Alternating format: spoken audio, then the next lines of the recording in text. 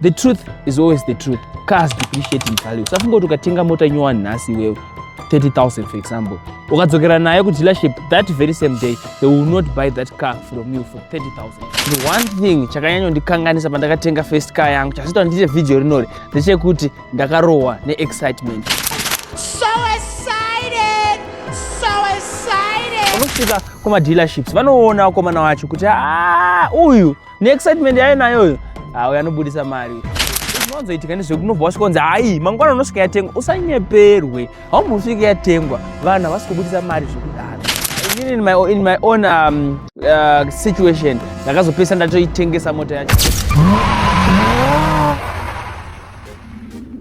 Hoyo, hello Sanbonani Linjani. Welcome along to Gear Up. I am Sheriff Zim and I'm just here to share with you some tips on what you should consider when buying your first car. Inini pandakatenga mota yangu yekutanga, one thing chandakadzidza before tapinda muma tips mamwe because ndairesearcha zvandaita ndichitesa zvinhu zvandaita, but one thing chakanyanya ndikanganisa pandakatenga first car yangu chasita ndiite video rinori ndechekuti ndakarowa neexcitement. So before anything else, before wafunga kuti ndakwenda notenga before ndakuita say, make sure kuti excitement yekuti it's your first car haikulead into making some terrible mistakes anozokucosta.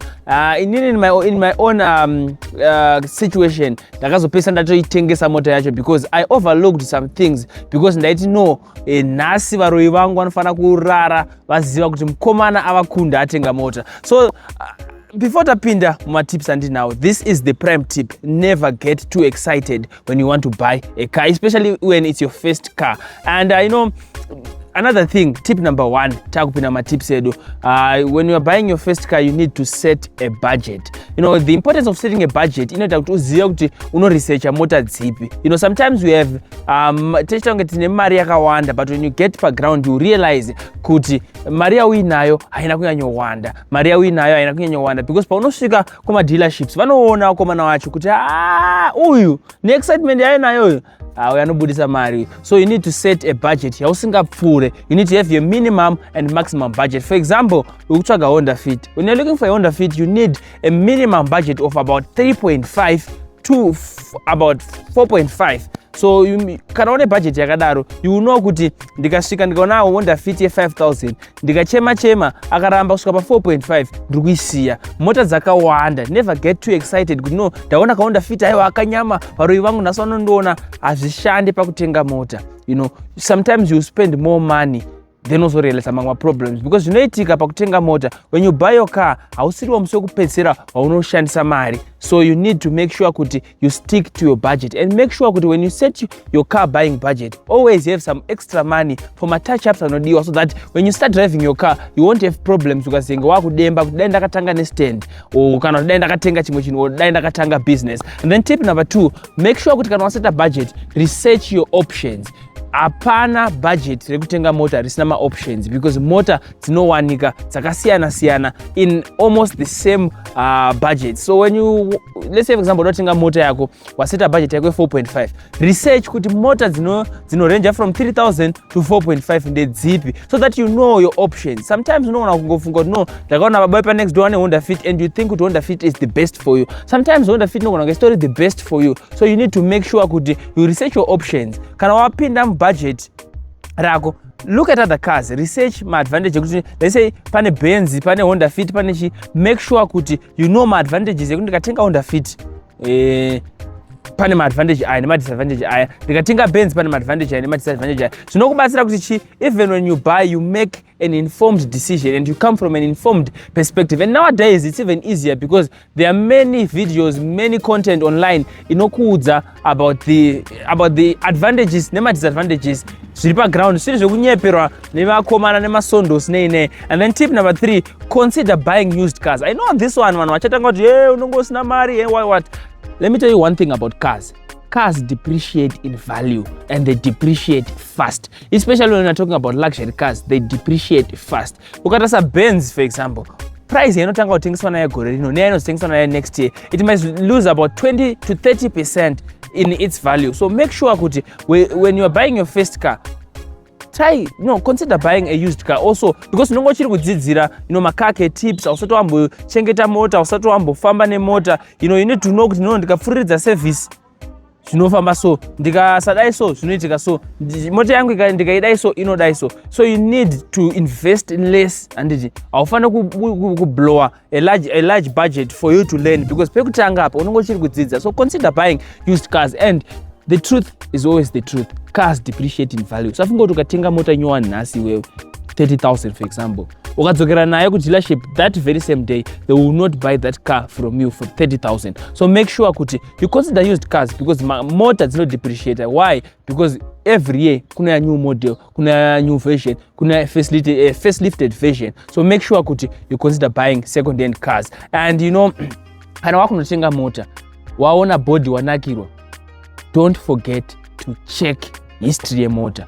Unotenga mota yaka blacklistwa, unotenga mota yanga isingaserviswe, unotenga mota yakaita accident ine ma-problems asingatogadzirike zvachose, unopedzisira wewe ndiwe wane chitupa chemota. So make sure kuti when you are buying your first car or when you are buying any car, check vehicle history, especially when you are buying a second hand or a used car or a pre-owned car. Make sure kuti you check its history. Check out yaibhadhara muterere. Unotenga mota ine chikwereti chapfuura value yemota in terms of nyaya dzemutero. So make sure kuti you consider you must always check service history, check the history yese yemota yaunokwanisa kuwana. And then when you also wakunotenga mota yako, musi waunoenda kunoona mota usaende nemari, because excitement yandikukudza ndoita kuti vanhu vaoverlook all these steps that tikutaura nezvadzo right now. So musi waunotenga mota, before wanobvisa mari, before waenda nemari, go for a buying inspection. Pre-buying inspection ndekuti say you go pa dealership,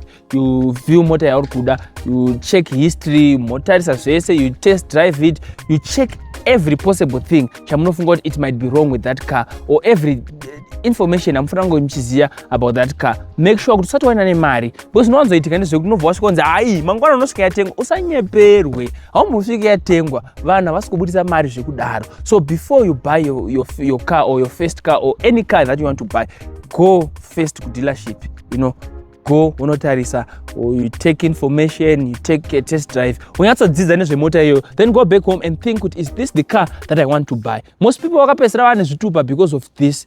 Make sure kuti hauzonyeperwe, because vakomana vacho vanenge vachida mari ipapo. So sometimes unotengeswa mota yakadhakwa because ukunyeperwa kunzi manje mangwana inowana yaendai, pane vanhu 5 vari kuibvunza, ngaiende hayo, mota hadziperi. And then moving on to tip number 7.